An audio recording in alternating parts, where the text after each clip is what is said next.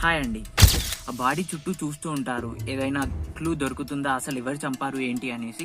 అలా చూస్తుండగా జయాత్రేయకి ఒక వైట్ హెయిర్ అనేది ఆ బాడీ పక్కన దొరుకుతుంది. అది దొరికిన తర్వాత దాన్ని చూసిన తర్వాత ఆ ముసలావిడ వచ్చింది, వీడిని చంపేసింది అని వాళ్ళ క్లారిటీ వస్తుంది. వచ్చిన తర్వాత ఆ ముసలావిడ చుట్టుపక్కల ఎక్కడుందని చూస్తూ ఉంటారు. చూస్తూ వెతుకుతున్న టైంలో సడన్ గా ఆకాష్ అండ్ జై ఇద్దరు కూడా గాల్లోకి లేస్తారు. లేచిన తర్వాత వెనకాల నుండి ఒక వాయిస్ వస్తుంది, ఎవరు మీరు, ఇక్కడ ఏం చేస్తున్నారు అని. ఆకాష్ జై గాల్లో ఉండగా వాళ్ళని అడుగుతుండగా జై ఆకాష్ ఇద్దరు కూడా ఆ గాల్లోనే ఆ వాయిస్ వైపు తిరుగుతారు. తిరిగేసరికి జై ఆకాష్ కిందికి చూడగా ఆ కింద ఒక యంగ్ అమ్మాయి ముసుగు వేసుకొని అండ్ తన రైట్ హ్యాండ్ అనేది పైకి గాల్లోకి లేపి జై ఆకాష్ ని గాల్లో కంట్రోల్ చేస్తున్నలాగా ఉంటుంది. ఆ అమ్మాయి ఎవరు? అసలు ముసలావిడ కదా ఉండాల్సింది, ముసలావిడ కదా చంపుతుంది. అయినా ఈ అమ్మాయి ఎవరు? అండ్ ఈ అమ్మాయిని ఇక్కడ చూసినట్టుంది కదా. ఆ అమ్మాయి ఎవరో కాదు, మన జై తన బర్త్డే రోజు బస్ స్టాండ్ లో నిల్చుని ఉండగా జై కాళ్ళ దగ్గర ఒక బ్యాంగిల్ పడుతుంది కదా. ఆ బ్యాంగిల్ ని తీసి ఆ పక్కనున్న ముసుగు వేసుకున్న అమ్మాయికి ఇస్తాడు కదా, మాంత్రికురాలికి. ఆ అమ్మాయి ఇప్పుడు జై ముందు నిల్చొని ఉంది. అండ్ జైకి ఆ అమ్మాయికి ఒక డీప్ కనెక్షన్ అనేది ఉంది. ఈవెన్ జైకి ఆ అమ్మాయికి కూడా తెలియదు అసలు అది ఎలాంటి కనెక్షన్ ఏంటి అనేది. సో ఈ అమ్మాయి ఎవరు, ఆ ముసలావిడ ఎవరు, అండ్ అసలు ఏం జరుగుతుంది, ఇదంతా తెలుసుకోవాలంటే మాత్రం వీడియోని చివరి వరకు చూడండి. స్టోరీలోకి వెళ్లే ముందు ఈ వీడియోని ఎవరైనా ఫస్ట్ టైం చూస్తున్నట్టయితే దీనికన్నా ముందు ఎపిసోడ్స్ ఉన్నాయి, వాటిని కవర్ చేసిన తర్వాత ఈ వీడియోని చూడండి. దాంతోపాటు సబ్స్క్రైబ్ చేయండి, లైక్ చేయండి అండ్ కామెంట్ చేయండి మీకు ఎలా అనిపించింది ఏంటి అనేది. అండ్ మీ ఫ్రెండ్స్కి షేర్ చేయడం మర్చిపోకండి. సో ఇంకెందుకు ఆలస్యం, let's get start our story.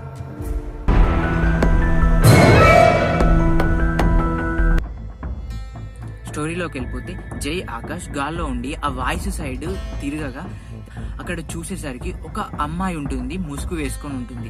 ఆ అమ్మాయిని చూసి జై ఆకాష్ ఇద్దరు షాక్ అయిపోతారు. ఎందుకంటే వాళ్ళు అనుకుంది ఒక ముసలావిడ ఉంటుంది అనుకున్నారు, కానీ అక్కడ ఒక అమ్మాయి ఉంది. అసలు ఈ అమ్మాయి ఎలా వచ్చింది, ఉండాల్సింది ఒక ముసలావిడ కదా, అయినా ఈ అమ్మాయి ఎవరు అనేసి జై ఆకాష్ వాళ్ళు లోపల అనుకుంటున్న టైంలో ఆ అమ్మాయి, అసలు ఎవరు మీరు, ఇక్కడికి ఎలా వచ్చారు, ఏం చేస్తున్నారు అని ఆ అమ్మాయి అడుగుతుంది. అడగగానే ఆకాష్ అంటాడు, ఏం లేదు, ఇక్కడికి మా నాయనమ్మ వచ్చింది, మా నాయనమ్మ పిచ్చిది, తనని వెతుక్కుంటూ మేము కూడా ఇక్కడి వరకు వచ్చాం. ఇక్కడికి వచ్చి చూసేసరికి ఒకడు చనిపోయి ఉన్నాడు, ఏంటో తెలియదు అనేసి ఆకాష్ అంటాడు. ఆకాష్ అనగానే ఆ మాంత్రిక అమ్మాయి అంటుంది, మీ నాయనమ్మ వైట్ హెయిర్ ఉంటుందా, అండ్ మీ నాయనమ్మ ఒక కర్ర పట్టుకొని ఒకే కాలికి ఒక కడియం ఉంటుందా అనేసి ఆకాష్ని అడుగుతుంది. ఆకాష్ని అడగగానే ఆకాష్ అంటాడు, అవును తనే మా నాయనమ్మ, ఇక్కడ చూసారు, ఎటు వెళ్ళింది అని ఆకాష్ అంటాడు. ఆకాష్ అనగానే ఆ మాంత్రిక అమ్మాయి అంటుంది, ఆ ముసలావిడకి 230 సంవత్సరాలు ఉంటాయి అండ్ ఆ ముసలావిడ ఎప్పటి నుండో ఈ భూమి పైన ఉంది. ఆ ముసలావిడ మీ నాయనమ్మ ఏంటి, అసలు ఎవరు మీరు, నిజం చెప్పండి, ఎక్కడి నుండి వచ్చారు ఏంటి అనేది. అసలు ఆ ముసలావిడ మీకు ఎలా తెలుసు, అండ్ ఆ ముసలావిడతో మీకేం పని, అయినా మీరు ఆ ముసలావిడని ఎక్కడ చూసారు, ఏ విధంగా మీకు ఆ ముసలావిడ గురించి తెలుసు, నిజం చెప్పండి అని అంటూ ఉండగా జయాత్రేయకి విపరీతమైన కోపం వస్తుంది. కోపం వచ్చిన తర్వాత జయాత్రేయ తనకున్న మాంత్రిక పవర్స్ ని యూజ్ చేస్తూ ఆ మాంత్రిక అమ్మాయి పవర్స్ ని కంట్రోల్ చేస్తూ జై ఆకాష్ ఇద్దరు కిందికి దిగుతారు. దిగిన తర్వాత జయాత్రేయ తన పవర్స్ అన్నింటినీ యూజ్ చేసి ఆ అమ్మాయిని లాగి దూరంగా విసిరేస్తాడు. దూరంగా విసిరేసేసరికి ఆ అమ్మాయి 10 మీటర్ల అవతల పడిపోతుంది. పడిపోయిన తర్వాత ఆ అమ్మాయి షాక్ అవుతుంది. అసలు ఇది ఎలా సాధ్యం, ఒక 22 సంవత్సరాల అబ్బాయికి ఇన్ని మాంత్రిక శక్తులు ఎలా వచ్చాయి, అది కూడా నాకు సమానమైన మంత్ర శక్తితో, అసలు ఎలా సాధ్యం అనుకుంటూ ఆ కింద పడిపోయిన మాంత్రిక అమ్మాయి పైకి లేస్తుంది. లేచి జయాత్రేయతో, అసలు ఎవరు నువ్వు, నీకు ఇన్ని శక్తులు ఎలా వచ్చాయి, అసలు ఎవరు నువ్వు, ఇక్కడికి ఎందుకు వచ్చావు, ఆ ముసలావిడితో నీకేం పని అని జయాత్రేయని అడుగుతుంది. జయాత్రేయని అడగగా జయాత్రేయ అంటాడు, అసలు నువ్వెవరు, నువ్వు ఇక్కడికి ఎందుకు వచ్చావు, ఆ ముసలావిడితో నీకు ఏం సంబంధం ఉంది, అసలు నువ్వు ఇక్కడ ఏం చేస్తున్నావు అని జయాత్రేయ అడుగుతాడు. అడగగానే ఆ మాంత్రిక అమ్మాయికి కోపం వస్తుంది. కోపం వచ్చి ఆ మాంత్రిక అమ్మాయి తనకున్న పవర్స్ ని యూజ్ చేసి ఒక అస్త్రాన్ని క్రియేట్ చేస్తుంది. ఆ అస్త్రాన్ని జయాత్రేయ పైకి పంపిస్తుంది. జయాత్రేయ పైకి పంపగానే జయాత్రేయ తనకున్న మాంత్రిక శక్తితో ఆ అస్త్రాన్ని పేల్చేస్తాడు. పేల్చేసిన తర్వాత ఆ అమ్మాయి షాక్ అయిపోతుంది. అమ్మాయి షాక్ అయిపోయి జయాత్రేయని అడుగుతుంది, అసలు ఎవరు నువ్వు, నీకు ఇన్ని మాంత్రిక శక్తులు ఇంత చిన్న వయసులో ఎలా వచ్చాయి, అసలు ఎవరు నువ్వు, ఎక్కడి నుండి వచ్చావు అని జయాత్రేయని అడుగుతుంది. అడగగా జయాత్రేయ అంటాడు, అది నేను అడగాలి, అసలు నువ్వెవరు, నువ్వు ఇక్కడ ఏం చేస్తున్నావు, మర్యాదగా చెప్పు, లేదంటే అమ్మాయి అని చూడకుండా చంపేస్తా అని జయాత్రేయ అంటాడు. జయాత్రేయ అనగానే ఆ అమ్మాయి నవ్వడం స్టార్ట్ చేస్తుంది. నువ్వు నన్ను చంపుతావా, నేనెవరో అసలు నీకు తెలుసా అని ఆ మాంత్రిక అమ్మాయి అంటుంది. అనగానే జయాత్రేయకి కోపం వస్తుంది. కోపం రావడంతో జయాత్రేయకి ఉన్న మాంత్రిక పవర్స్ ని యూజ్ చేస్తూ ఒక మంత్రాన్ని చదువుతుండగా ఆ మాంత్రిక అమ్మాయి షాక్ అయిపోతుంది.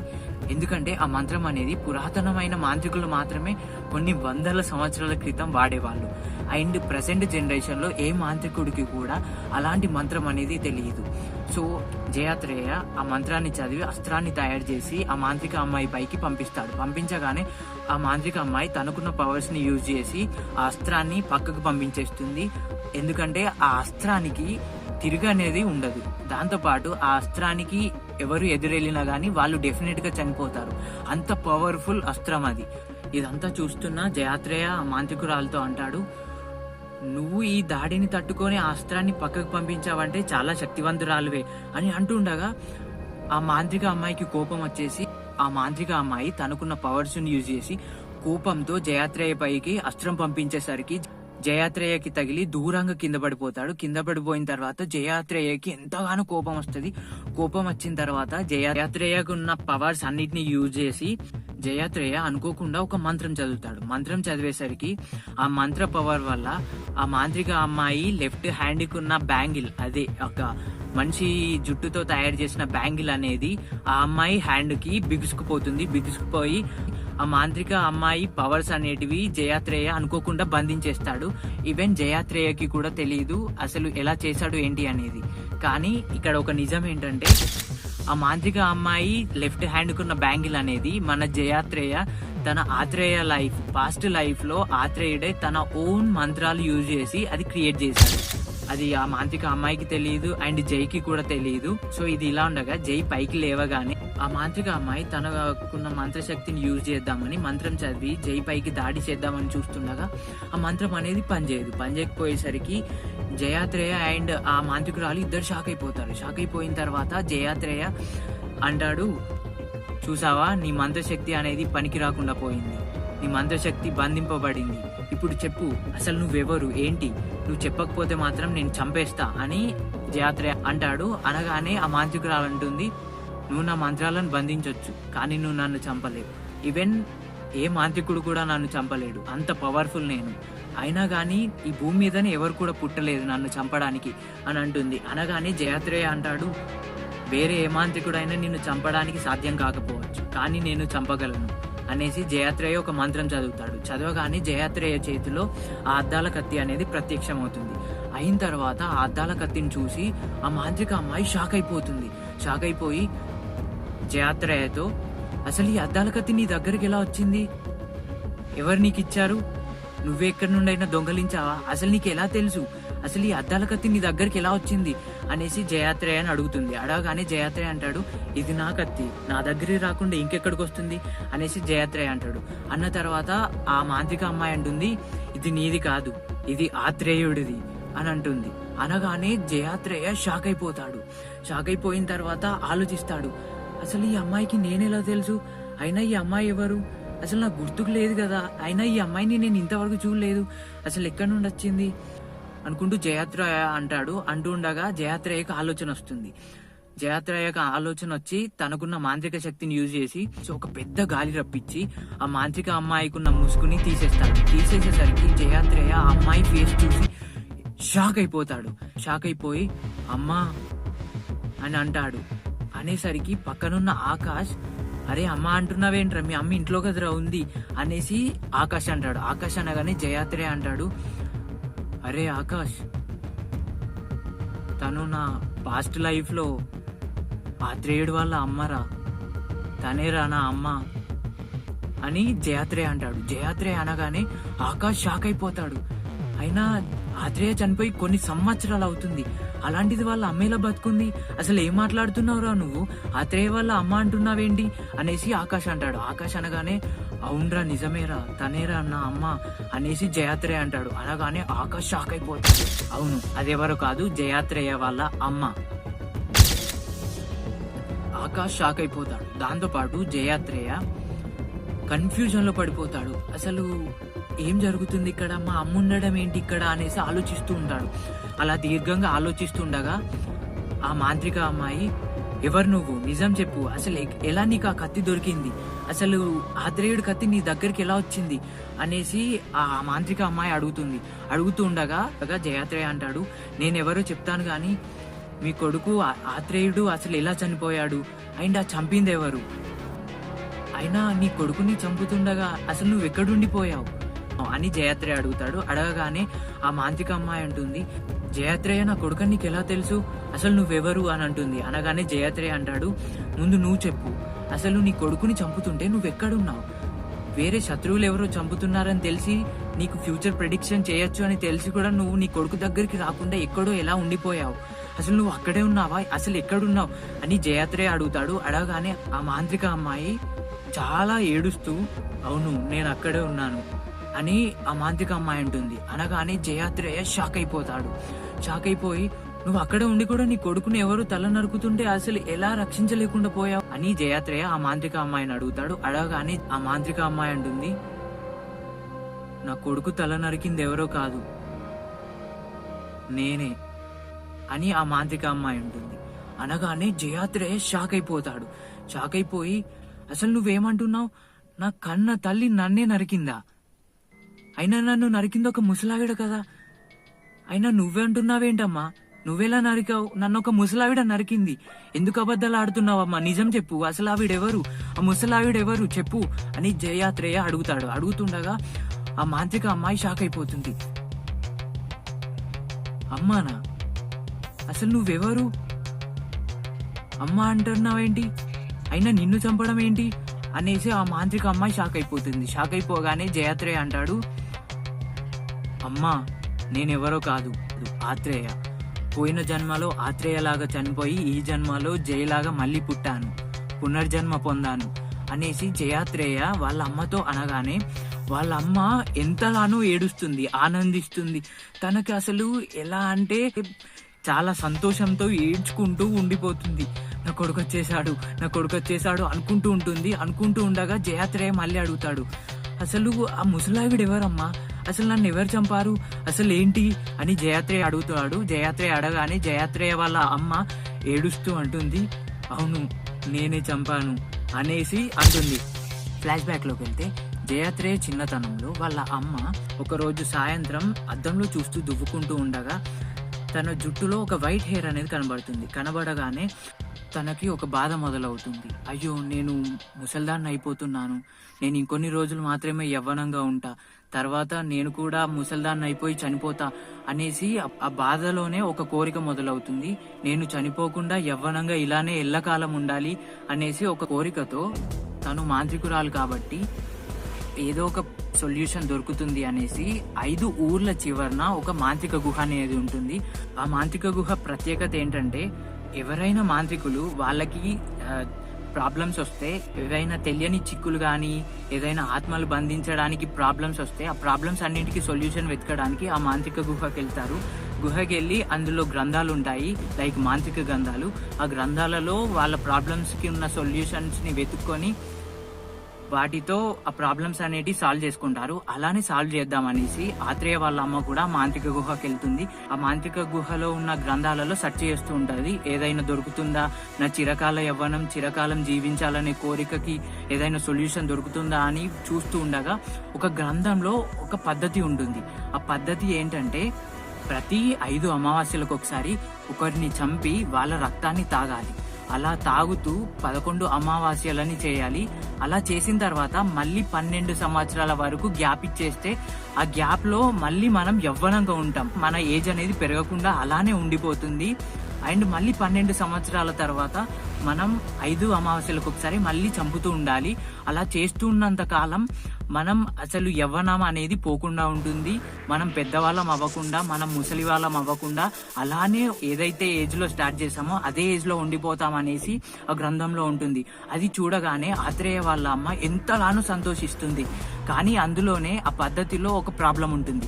ఆ ప్రాబ్లం ఏంటంటే ఎవరైతే ఆ పద్ధతిని స్టార్ట్ చేస్తారో 5 అమావాస్యలకు ఒకసారి చంపడం స్టార్ట్ చేసిన తర్వాత ఆ 11 అమావాస్యలలో ఏ ఒక్క అమావాస్య రోజు మిస్ చేసి ఎవరిని చంపకపోయి రక్తం తాగకపోయినా కానీ ఎవరైతే పద్ధతి స్టార్ట్ చేశారో వాళ్ళు డెఫినెట్గా చనిపోతారు. ఈవెన్ వాళ్ళకి ఏం చేయకపోయినా కానీ ఆ పవర్ అనేది నెగిటివ్ అయిపోయి చంపేస్తుంది అనేసి ఆ గ్రంథంలో ఉంటుంది. ఆ గ్రంథంలో ఉన్న ఏదైతే ప్రాబ్లం ఉందో ఆ ప్రాబ్లంని చూడకుండా ఆత్రేయ వాళ్ళ అమ్మ ఓన్లీ ఆ యవ్వనంకి సొల్యూషన్ దొరికింది అనేసి ఆలోచించుకొని ఆ పద్ధతిని స్టార్ట్ చేస్తుంది. అలా జయాత్రేయ వాళ్ళ అమ్మ ఎంతో సంతోషంతో ఒక పద్ధతి దొరికింది అనేసి ఆనందంగా ఇంటికి వెళ్తుంది. ఇంటికి వెళ్ళిన తర్వాత జయాత్రేయ చిన్నతనంలో ఆ పద్ధతిని స్టార్ట్ చేస్తుంది. అలా ఆ పద్ధతి అనేది జయాత్రేయ చనిపోయి మళ్ళీ పుట్టేంత వరకు అలానే కంటిన్యూ చేస్తూ వస్తుంది. కాబట్టి వాళ్ళ అమ్మ ఇంకా యవ్వనంగా ఉంది. కానీ ఇక్కడ ఒక చిన్న లొసుగు ఉంది.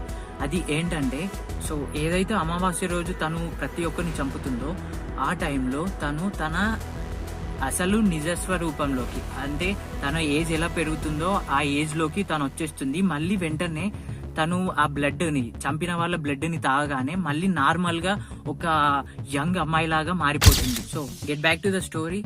జయాత్రేయ ఈ కథ అంతా విన్న తర్వాత షాక్ అయిపోతాడు. షాక్ అయిపోయి జయాత్రేయ ఎంతో బాధతో ఏడుస్తూ ఉండగా జయాత్రేయ వాళ్ళ అమ్మ కూడా, నా కొడుకు నేనే నా సొంత చేతులతో నేనే చంపేసుకున్నాను, ఆ రోజు ఎవరు దొరకకపోయేసరికి నేను చనిపోతా అన్న బాధతో నా కొడుకు నేనే కత్తితో తల నరికి మరి చంపేశా అనేసి జయాత్రేయ వాళ్ళ అమ్మ అంటుంది. అనగానే జయాత్రేయ, ఎందుకమ్మా నన్ను అలా ఇలా చంపేశావు, కొంచెమైనా ఆలోచించావా, నీ సొంత కొడుకు అన్న ఆలోచన నీకు అసలు ఉందా అనేసి జయాత్రేయ అంటాడు. అనగానే జయాత్రేయ వాళ్ళ అమ్మ, నన్ను క్షమించురా, నన్ను క్షమించు, నేనేం చేయలేకపోయాను ఆ టైంలో, అయితే మనం చనిపోవాలి లేదంటే వేరే వాళ్ళని చంపేయాలి అన్న ఒకటే ఆలోచన ఉండేరా, ఆ టైంలో ఊరంతా తిరిగానరా, ఎవరు ఒక్కరు కూడా నాకు కనిపించకపోయేసరికి ఇంటికి వచ్చేసరికి నువ్వు ఒక్కడు ఉన్నావు, నేను బతకాలి అన్న ఒకే ఆలోచన ఉందిరా, ఆ టైంలో నేనేం చేయలేకపోయానురా, అందుకేరా నిన్ను చంపేశాను అనేసి జయాత్రేయ వాళ్ళ అమ్మ అంటుంది. అనగానే జయాత్రేయ ఆకాష్ ఇద్దరు షాక్ అయిపోతారు. షాక్ అయిపోయిన తర్వాత జయాత్రేయ వాళ్ళ అమ్మ జయాత్రేయ దగ్గరకు వచ్చేసి జయాత్రేయని హగ్ చేసుకుంటుంది. చేసుకున్న తర్వాత నన్ను క్షమించురా, నేనేం చేయలేకపోయాను అనేసి జయాత్రేయ కాళ్ళపైన పడుతుంది. కాళ్ళపైన పడగానే జయాత్రేయ వాళ్ళ అమ్మని పైకి లేపి, ఎందుకమ్మా నన్ను క్షమించమంటున్నావు, పర్లేదు లే అనేసి పైకి లేపుతాడు. లేపి, ఎందుకమ్మా ఇలా అంతా చేసావు, అవసరమా, నన్ను వట్టిగా చంపేశావు కదమ్మా అని అంటూ ఉండగా వాళ్ళ అమ్మ గిల్టీతో ఏడుస్తూనే ఉంటుంది. జయాత్రేయ కూడా ఏడుస్తూనే ఉంటాడు. ఇద్దరు హగ్ చేసుకుంటారు. చేసుకున్న తర్వాత ఇద్దరు ఎంతలానో ప్రేమతో ఏడుస్తూ ఉంటారు. ఏడ్చి మళ్ళీ నా కొడుకు నా దగ్గరకు వచ్చేసాడు అని వాళ్ళ అమ్మ అనుకుంటుంది. అనుకుంటున్న టైంలో జయాత్రేయ, నన్ను క్షమించమ్మా అనేసి మంత్రాలు చదివి తన చేతిలోకి ఆ అద్దాల కత్తిని తీసుకొచ్చి జయాత్రేయ ఆ అద్దాల కత్తిని వాళ్ళ అమ్మ గుండెలో గుచ్చేస్తాడు. గుచ్చేసరికి వాళ్ళ అమ్మ అరుస్తుంది. అరిచిన తర్వాత జయాత్రేయ ఎంతలానో ఏడుస్తాడు. వాళ్ళ అమ్మ కింద పడిపోతూ ఉండగా జయాత్రేయ కింద కూర్చొని వాళ్ళ అమ్మని జయాత్రేయ ఒడిలో కూర్చోబెట్టుకుంటాడు. కూర్చోబెట్టుకున్న తర్వాత ఎంతలానో ఏడుస్తాడు. అయ్యో నేను నా అమ్మని చంపేసుకున్నా, అయ్యో ఎవడికి ఇలాంటిది రాదే పరిస్థితి అనేసి ఏడుస్తూ ఉంటాడు. ఏడుస్తున్న టైంలో జయాత్రేయ వాళ్ళ అమ్మ ఒంటిలో నుండి బ్లడ్ అనేది కింది కారిపోతూ ఉండగా వాళ్ళ అమ్మ ఒరిజినల్ నిజస్వరూపం అనేది బయటపడుతుంది. లైక్ ఎలా అంటే ఆ నిజస్వరూపం యంగ్ నుండి కొంచెం కొంచెం ముడతలు పట్టేస్తూ, ముడతలు వచ్చి ముసలావిడలా తయారైపోయి ఒక స్కెలిటన్ కూడా గాలిలో కలిసిపోయి అక్కడ ఒక ఆనవాళ్ళు కూడా కనిపించవు, అలా అయిపోతుంది. జయాత్రేయ అక్కడే కూర్చొని ఏడుస్తుంటాడు. ఇక్కడ ఒక పాయింట్ ఏంటంటే, జయాత్రేయ తన అద్దాల కత్తి అనేది కూడా సేమ్ ఏదైతే జయాత్రేయ వాళ్ళ అమ్మ ఆ గ్రంథాలలో వెతకడానికి వెళ్ళిందో ఆ మాంత్రిక గుహ దగ్గరికి వెళ్ళి, అలానే జయాత్రేయ కూడా ఒకరోజు మాంత్రిక గుహకి వెళ్ళి తనకంటూ ఒక సొంత ఆయుధాన్ని తయారు చేసుకోవాలనుకొని ఆ గ్రంథంలో సెర్చ్ చేస్తూ ఉండగా ఈ అద్దాల కత్తి గురించి ఒకటి బయటకు వస్తుంది. బయటికి రాగానే దాన్ని చదివి ఆ అద్దాల కత్తిని తన సొంతంగా క్రియేట్ చేసుకుంటాడు. క్రియేట్ చేసిన కత్తిలో అందులో కూడా ఒక లొసుగుంటుంది. అది ఏంటంటే, ఎప్పుడైతే ఈ అద్దాల కత్తిని నువ్వు ఆత్మల గురించి కానీ ప్రేతాత్మల గురించి కానీ నెగిటివ్ ఎనర్జీ పర్పస్లో యూజ్ చేస్తావో ఆ టైంలో ఆ ఆత్మలన్నింటినీ కూడా అది డ్యామేజ్ చేస్తుంది. ఎట్ ద సేమ్ టైం ఆ అద్దాల కత్తిని మనుషుల పైన కానీ మాంత్రికుల పైన కానీ యూజ్ చేసామంటే, ఎవరైతే ఆ మాంత్రికుడు ఆ అద్దాల కత్తిని యూజ్ చేసి చంపాడో ఆ మాంత్రికుడి పవర్స్ అనేవి మొత్తంగా పోతాయి, ఏ ఒక్కటి కూడా మిగలదు, అలా పవర్స్ అన్ని పోతాయి. సో ఇలానే జయాత్రేయ ఆ అద్దాల కత్తితో వాళ్ళ అమ్మని చంపేసరికి జయాత్రేయకున్న పవర్స్ అన్ని కూడా పోతాయి. పోయిన తర్వాత జయాత్రేయ కాస్త జయలాగా మళ్ళీ మారిపోతాడు. ఆ రోజు గడిచిపోయిన తర్వాత ఆకాష్ గాడు జైకి కాల్ చేస్తాడు. అరే ఏదైనా బాధపడుతున్నావరా ఏంట్రా అనేసి జైతో కాల్ మాట్లాడుతుండగా జై అంటాడు, లేదురా నేను జర్నీలో ఉన్నా అని అంటాడు. అరే ఇప్పటిదిప్పుడు జర్నీలో అంటున్నావు, ఎటు వెళ్తున్నావురా అనేసరికి జై అంటాడు, మాంత్రిక గుహకి వెళ్తున్నారా అని అంటాడు. మోరల్ ఆఫ్ ద స్టోరీ ఏంటంటే, సో ఈ స్టోరీలో ఒక అమ్మ తన ప్రాణాలని అందాన్ని కాపాడుకోవడం కోసం తన సొంత కొడుకుని కూడా ఆలోచించకుండా చంపేసింది. అండ్ చివరికి తెలిసిందే కదా ఏమైందో. ఆ అమ్మే తన కొడుకు చేత ఏదైతే తను అద్దంలో చూసుకుని అయ్యో నేను ముసల్దాన్ని అవుతున్నా అనుకుందో అదే అద్దాల ముక్కతో తయారు చేసిన కత్తితో తన ప్రాణాలని వదిలేసుకుంది. సో ఇది the moral of the story. So ఈ సీజన్ లో ఇంతవరకే. ఈ ఎపిసోడ్ అండ్ ఈ సీజన్ అంతా కూడా ఎలా అనిపించిందో కామెంట్ చేయండి. దాంతో పాటు మీకు ఏ పార్ట్ అనేది నచ్చింది అనేది నాకు కామెంట్ సెక్షన్ లో కామెంట్ చేయండి. Even me friends and family members లో ఎవరికైనా ఇలాంటి స్టోరీలు నచ్చినట్టయితే వాళ్ళకి డెఫినెట్ గా షేర్ చేయండి. So until then, bye by.